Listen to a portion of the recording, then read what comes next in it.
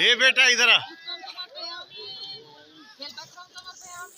थोड़ा थोड़ा यहाँ से इसे खाली मोबाइल से पकड़े रहो, खाली या थोड़ा आगे से इन लोग को ले लो। हाँ, ले लो फोटो ले लो सब लोग।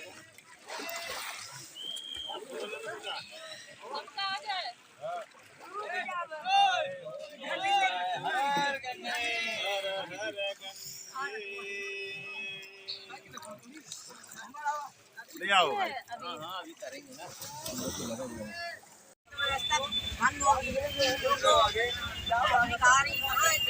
भाई अभी एयरप्लेन बंद कर रखा था ना, अब उनका आने का मौका ना बाहर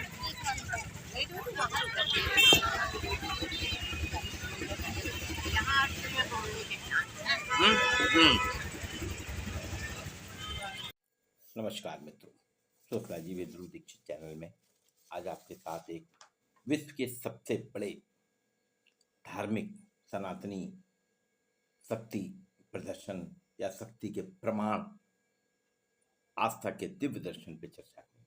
जी हाँ, मैं बात कर रहा हूँ प्रयागराज के कुंभ मेले की। प्रयागराज का कुंभ मेला गंगा यमुना सरस्वती के संगम में स्थित भारत के एक प्राचीन शहर प्रयागराज में होता है। ऋग्वेद में भी यहाँ की तीर्थ यात्रा का उल्लेख है। इसे तीर्थराज कहा जाता है, तीर्थों का राजा कहा जाता है। क्यों ना कहा जाए, को वास्तव में कुंभ का आयोजन सनातन परंपरा का निर्वहन करने के साथ ही साथ सामूहिक चिंतन अर्थात व्यष्टि और समष्टि जीवन को धर्म दर्शन के उच्च शिखर पर प्रतिष्ठित करता है। कुंभ अर्थात गागर या घड़ा। अब कहावत भी है गागर में सागर।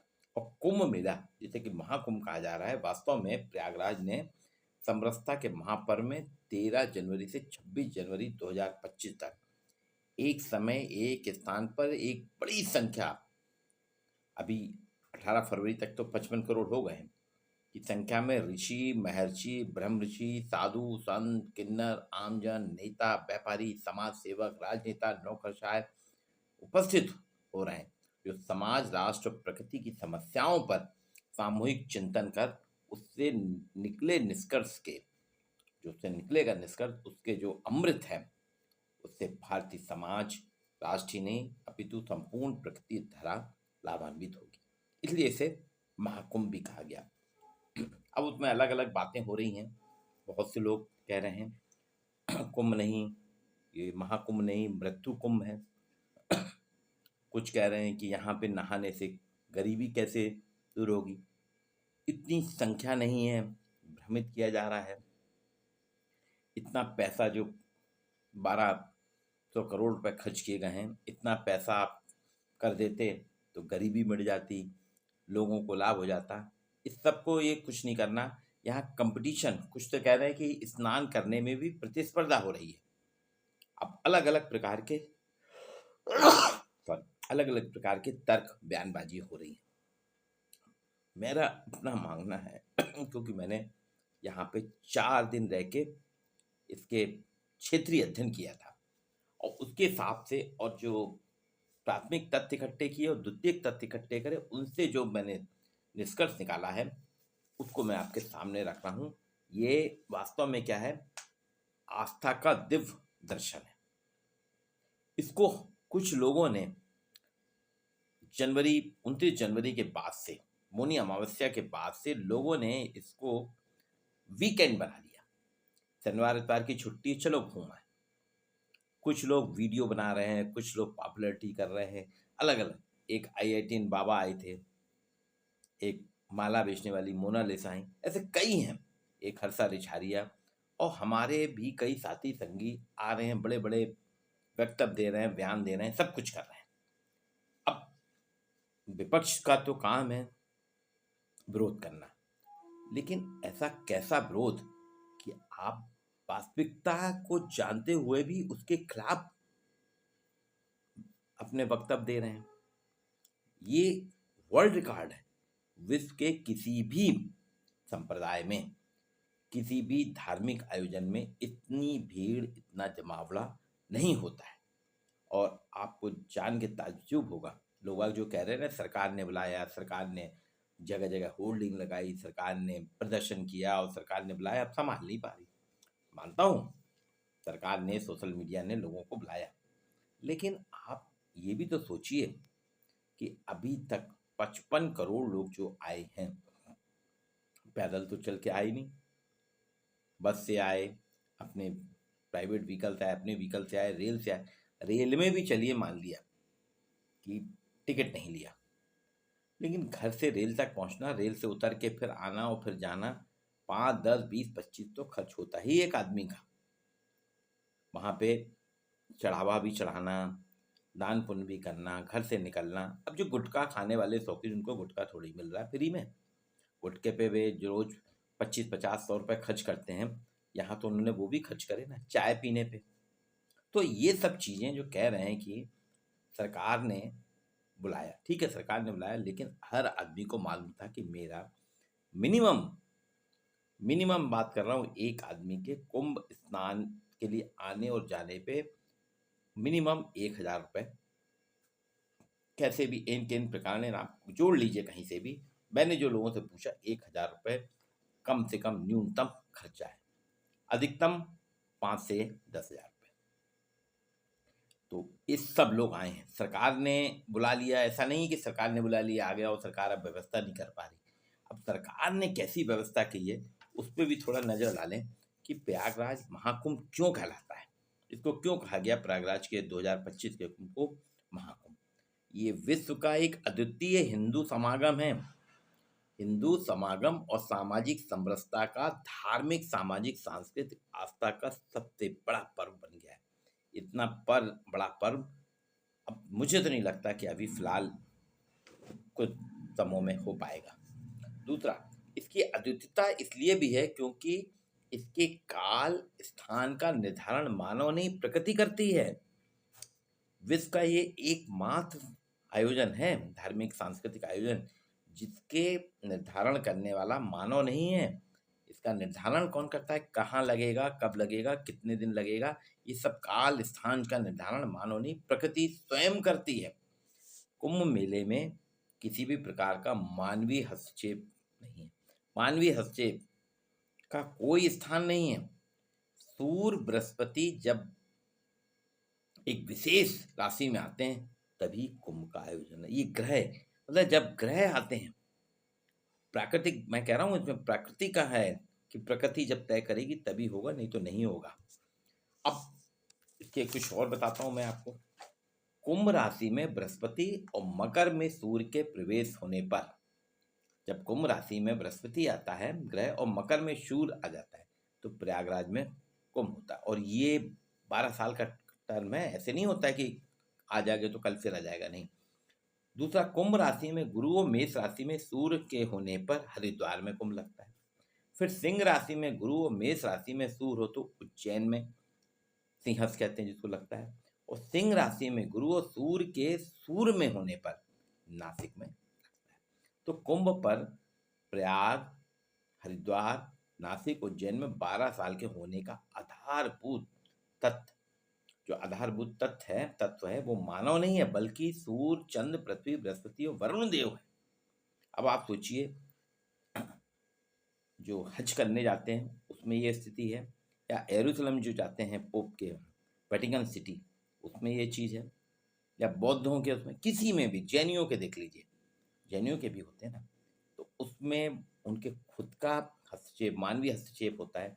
या मानवीय हस्तक्षेप नहीं है, बल्कि सूर्य, चंद्रमा, पृथ्वी, बृहस्पति और वरुण देवता, ये ग्रह जो है इनके कारण होता है। इस बार भी बृहस्पति और सूर्य के कारण प्रयागराज में 13 जनवरी से मकर संक्रांति, मतलब 13 को शुरुआत हुई, 14 की मकर संक्रांति से लेके 12 फरवरी माघी पूर्णिमा में एक विशेष खगोलीय स्थिति में गंगा, यमुना, सरस्वती का जल जो था अमृत जल हो गया और उसमें स्नान करने का संयोग हुआ। ये जो था आपके 14 संक्रांति से लेके माघी पूर्णिमा भी जो 12 तारीख तक, इसलिए आप देखिए माघी पूर्णिमा के बाद ही जो 10 लाख कल्पवासी थे वो अपने अपने घरों को वापस होने लगे। साधु संत भी यहाँ से बहुत से अखाड़े चले गए हैं, सब बनारस पहुँच गए हैं। और हालांकि यद्यपि अभी कुंभ है 14, ऐसा नहीं है कि आप लोग सोच रहे हैं कि ध्रुव जी बोल रहे हैं कि 12 फरवरी के बाद जो कई लोग हमारे गए हैं परिचित बोले हैं कि अरे कुछ भी बोल रहे हैं, 12 फरवरी के बाद हम गए तो हम भी कुंभ का स्नान कर रहे हैं। वो ये हाँ ठीक है ना, 12 फरवरी माघी पूर्णिमा के बाद यानी 13 फरवरी से 26 फरवरी तक विशेष धार्मिक अनुष्ठान है, ये हो रहा है और लोग आ रहे हैं और हम देख भी रहे हैं। लेकिन वास्तव में मूल जो था वो संक्रांत से माघी पूर्णिमा था। और आप देखिए 14 जनवरी को ही ऐसा जो आंकड़े आए थे 2 करोड़ के लगभग, और 29 जनवरी को 8 करोड़, 3 फरवरी को 4 करोड़, 12 फरवरी को 5, अर्थात 19 करोड़ लोग ने स्नान करा इन खास खास तारीखों पे। और 13 जनवरी से 18 फरवरी तक 55 करोड़ लोगों ने विशेष खगोलीय दिशाओं में अमृत स्नान किया है। मामूली बात नहीं है, ये खगोली जो है आकर्षण का केंद्र वो खींचते। इस परिस्थितियों में क्या होता है, पवित्र जल इसलिए हो जाता है, इसमें सूर्य की किरणें जो आती हैं उसमें जो वैज्ञानिक समावेश होता है, प्राकृतिक समावेश होता है, उसमें नहाने से वास्तव में पुण्य ही मिलता है। दुर्खीम ने भी जो व्याख्या की थी समाजशास्त्र में, धर्म की समाजशास्त्री दुर्खीम ने पाप और पुण्य की व्याख्या पवित्र अपवित्र की बात की थी ना, वही वास्तव में यहाँ पे भी समाजशास्त्री दृष्टिकोण से हमें समझना चाहिए। पवित्र पवित्र की बात है, यहाँ आके हम पवित्रता के दर्शन करते हैं। लेकिन जो लोग नहीं आ रहे हैं या जो इससे दूर हैं, जिसको नहीं मानते, वो इसकी बुराई कर रहे हैं कि ये कुंभ नहीं है, महाकुंभ नहीं है, मृत्यु कुंभ है, महामृत्यु कुंभ है। बताइए। अब और बताता हूँ विशेषता है। महाकुंभ की विशेषता है यहाँ पर जो है 7 शैव, 3 वैष्णव और 3 उदासीन, कुल 13 अखाड़ों के लाखों साधु संत आगा बाबा आए और ये फिर खत्म होगा, अपने अपने मूल स्थान पर चले जाएंगे। यहाँ पर 12 किलोमीटर में 44 स्नान घाट बनाए गए हैं। 25,000 बिस्तरों की व्यवस्था की गई रैन बसेरों में। 1.5 लाख टेंट बनाए गए हैं। 1.5 लाख जो है शौचालय बनाए गए। 67,000 LED लाइट से पूरा परिक्षेत्र जो है 45 किलोमीटर का जगमग जगमग रोशन हो रहा है। एक साथ 50,000 लोगों को भोजन कराने के लिए 3,000 से अधिक सामुदायिक रसोई हैं और यहाँ पे भोजन खा रहे हैं। अडानी और एस्कॉन टेम्पल तो रोज 1 लाख लोगों को करा रहा है। अभी अंबानी ग्रुप ने भी 1 लाख लोगों के भोजन की व्यवस्था करी। अंबानी का तो ये है कि 50,000 के लोगों की शुरुआत की थी, बाद में वो 1 लाख हो गया। वो स्टील की प्लेट दे रहे हैं, वो कह रहे हैं आप भोजन करिए और ले जाइए, वापस लाने की जरूरत नहीं। अब सोचिए कहाँ से आ रहा है। इलाहाबाद जो है 50 लाख की आबादी वाला शहर है। ये चमत्कार ही तो है, सनातनी चमत्कार है कि 50 लाख की आबादी वाले शहर में प्रतिदिन 1 करोड़ लोग का भोजन बन रहा है। और लेकिन इलाहाबाद की दुकानों में सामान है। अब धीरे धीरे कम हो रहा है कि दुकानदारों ने खुद ही दे दिया गेहूं दाल चावल वगैरह सब। अब आप सोचिए कि 8,000 बसें, 3,000 से अधिक विशेष ट्रेनें और 115 पार्किंग बनाई गई है। अब यहाँ पे 30 पांटून पुल, वो जो पीपा पुल कहते हैं, लोहे के बनाए गए हैं। 25 सेक्टर में पूरा क्षेत्र है, बताया गया है। और 10 लाख कल्पवासी हैं साधु संतों के अलावा यहाँ पे, जो अब माघी पूर्णिमा के बाद अपने अपने घर चले गए। ये सारी व्यवस्था जो थी 45 दिन में, सरकार का था कि 45 दिन में, मतलब 13 तारीख से आपके 26 फरवरी के बीच में 45 करोड़ लोगों के लिए की थी। यहाँ सरकार का कैलकुलेशन थोड़ा गड़बड़ा गया। सरकार को नहीं मालूम था कि ये जो 45 करोड़ की व्यवस्था हम कर रहे हैं 45 दिन के हिसाब से, वो 37 दिन में ही पूरी हो जाएगी। और अब वही हुआ, इस बार युवा बहुत ज्यादा आ रहे हैं। जो वीकेंड पे जा रहे हैं ना युवा, कुंभ में आ रहे हैं, जो कि वीकेंड में कहाँ जाते हैं, गोवा, मनाली और आपके कई विदेश विदेश जाते थे, इस बार ना जाके वो कुंभ में आ रहे हैं। अच्छे अच्छे डॉक्टर, इंजीनियर, वकील, जज, नेता, प्रोफेसर सब आ रहे हैं। तो ये है। और 45 करोड़ लोगों का स्नान मात्र 18 दिन में। 18 दिन में 45 करोड़ लोगों ने स्नान कर लिया, जबकि सरकार कह रही थी 45 दिन में 45 करोड़ करेंगे। अब तो 55 करोड़ से ऊपर आ गया। ये बता रहा है इसकी ताकत को, इसकी क्षमता को। 29 जनवरी को श्रद्धालुओं के घाट में 29 जनवरी को एक घटना हुई थी, उसके लिए हम सभी परेशान हैं। और बहुत दुखद थी। उसके लिए जितनी भी कहा जाए उसमें प्रशासन की भी गलती है और हमारी भी गलती है। 29 जनवरी जो थी मौनी अमावस्या, श्रद्धालुओं के घाट पे ब्रह्म मुहूर्त में नहाने की जिद कि हम ब्रह्म मुहूर्त में 4 से 6 का जो ब्रह्म मुहूर्त है नहाएंगे साधु संतों के साथ ही, क्योंकि देवता भी आते हैं। इस जिद के चलते भगदड़ मची। और मैं उस संख्या की बात नहीं कर रहा कि मृत्यु हुई, उन सभी के लिए हमारी तो संवेदनाएं हम व्यक्त करते हैं और उनके साथ में सहभागी हैं। अब संख्या की बात नहीं, अभी तक तो जो आंकड़े हैं उसके हिसाब से संख्या 30 की है, ज़्यादा है कम है वो अलग बात है। लेकिन आप देखिए मैनेजमेंट, क्राउड मैनेजमेंट का इससे अच्छा उदाहरण एमबीए के लोगों को नहीं मिलेगा कि 1 घंटे में ही स्थिति सामान्य हो गई। और इसी दिन 8 करोड़, भगदड़ के बाद भी 8 करोड़ लोगों ने स्नान किया। फिर अभी 15 फरवरी को नई दिल्ली रेलवे स्टेशन में वहाँ भी भगदड़ मची। वो भी गलत था कि आपके प्लेटफॉर्म नंबर 16 में एक ट्रेन थी, स्पेशल ट्रेन जो कि लेके जाना थी, और एक ट्रेन थी 13 नंबर में प्रयागराज की अनाउंसमेंट हुआ 8 बजे की ट्रेन जा रही इलाहाबाद। तो 16 नंबर के लोग थे, वो प्रयागराज के चक्कर में कि प्रयागराज जा रही, उनको लगा कि शायद प्लेटफॉर्म 16 की ट्रेन यहाँ से जा रही, तो वो इधर आए। उसमें किसी का सामान गिर गया, बिस्तर जो अपना लेके जा रहा था, उसके कारण वो व्यक्ति गिर गया। उसके गिरने से लोगों में कुछ भ्रम की स्थिति हुई और उसमें भगदड़ मची। वहाँ भी अभी जो बताया गया है उसमें भी ये 25-30 लोगों की बात की गई। अब ज़्यादा हो कम हो उस पर नहीं, आंकड़े सरकार का है, लेकिन वहाँ भी और आप देखिए वहाँ पे भी बहुत ही जल्द मैनेजमेंट, क्राउड मैनेजमेंट था कि 2-3 घंटे के अंदर पूरे क्राउड को कंट्रोल कर लिया, स्थिति नॉर्मल हो गई। और उसके बाद लोग आए।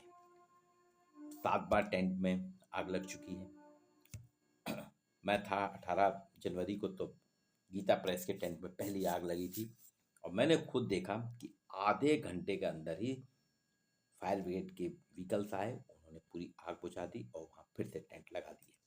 अब ये कुछ घटनाएं हैं जिनका मैंने जिक्र करा, इसको लेके हमारे यहाँ के जो सनातन विरोधी हैं या जो विपक्ष में हैं, सनातन विरोधी नहीं, मैं उनको भी सनातनी मानूंगा, लेकिन उनकी राजनीति विपक्ष में सरकार के विरोध की, तो वो विधवा प्रलाप करने लगे। अब लगे हैं कि आपने व्यवस्था नहीं करी थी, ये महाकुंभ नहीं है, मृत्यु कम है, इस कुंभ में नहाने से गरीबी नहीं मिट रही है, आपको गरीबी मिटाना थी। देश में 60 करोड़ से अधिक लोग गरीबी के नीचे हैं, 80 करोड़ लोग हैं जिनको आप मुफ्त अनाज दे रहे हैं, इनको देना था। तरह तरह की बातें। व्यवस्था नहीं कर सकते तो आपने बुलाया क्यों, आपको करना नहीं था कुंभ, क्यों करने थे, कुंभ करने से आपको क्या मिलेगा, आप यहाँ कंपटीशन कर रहे हैं स्नान करने का कि मैंने 5 डुबकी लगाई तो मैं 11 डुबकी लगाऊँ। ये तरह तरह की चल रही है। आप टीवी चैनल में, समाचार पत्र में सुनने को आपको मिलेगा नेताओं के वक्तव्य।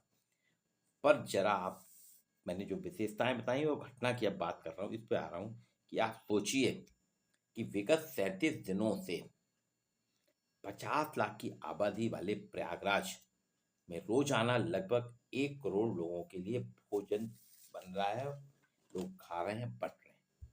संभव है कि आपके घर में, अगर कई बार होता ना, मैरिज वगैरह होती हैं, आपके यहाँ गैस सिलेंडर खत्म हो जाता है, आपको पसीना आ जाता है। आप सोचिए 1 करोड़ लोग का भोजन कैसे बन रहा होगा। गैस भी है, लकड़ी, सभी चीजें हैं, कैसे बन, इतना खाद्यान्न कहाँ से हो रहा है। खिचड़ी बन रही है, दाल चावल रहती है ना, चाय बन रही है, कैसे बन रही है, कहाँ से आ रहा है। मतलब सब स्वेच्छा से दान पुण्य पे ही चल रहा है। ये आसान काम नहीं है। वहाँ पे जो लोग हैं उनको ये जो खिचड़ी मिल रही है, चाय मिल रही है, और भी चीज़ें जो हलवा वगैरह मिल रहा है, निःशुल्क मिल रहा है। मैंने बताया ना, एक बालाजी वालों का रहता है, तो उनके यहाँ तो लाइन लगती 6-6 किलोमीटर की। अडानी जी के यहाँ इस्कॉन टेम्पल के उसमें सेक्टर 19 में वहाँ भी लाइन लगती है, लेकिन सहूलियत के साथ वहाँ खाने के नाम पे कोई भी भगदड़ नहीं मच रही है। भगदड़ जो मची है वो श्रद्धालु लोग वहाँ लेटे थे, पुलिस ने उनको उठाया, उसी में कुछ गलतियाँ हुई, गलतफहमी हुई और भगदड़ मच गई, आग भी लगी। दिल्ली रेलवे स्टेशन में कन्फ्यूज़न क्रिएट हुआ और उसमें भगदड़ मची। लेकिन मेला परिक्षेत्र में इस प्रकार से खाने पीने, प्रवचन सुनने के लिए कोई भी भगदड़ नहीं हुई, नहाने की नहीं, और उसके बाद भी जनता मान नहीं रही है। 50 से 60 100 किलोमीटर का जाम लग रहा है। रीवा से जबलपुर रोड जो है, जबलपुर रीवा वाला इलाहाबाद जाते हैं, यहाँ से इलाहाबाद 400 किलोमीटर है। वहाँ से लेके जबलपुर तक जाम लगा है। आप सोचिए, इतना बड़ा जाम लगने के बाद भी 15-15, 20-20, 25-25 घंटे लोग बाग गाड़ियों में अपने सड़क में खड़े रहे, लेकिन लौटे नहीं, वो स्नान करके आए। यही है। अब आप देखिए, 55 करोड़ लोगों का जो आंकड़ा है कि स्नान कर चुके हैं, लेकिन प्रयागराज उसके आसपास के गांव में कोई महामारी नहीं फैली। स्नान करके आने के बाद कोई भी बीमार नहीं हुआ। मैं आ गया था 23 तारीख को, 23 जनवरी को, 17 को गया था, 23 को आ गया। अभी आपके साथ इसके पहले भी मैंने वीडियो बनाए हैं। स्वस्थ हूँ, किसी प्रकार की कोई समस्या नहीं।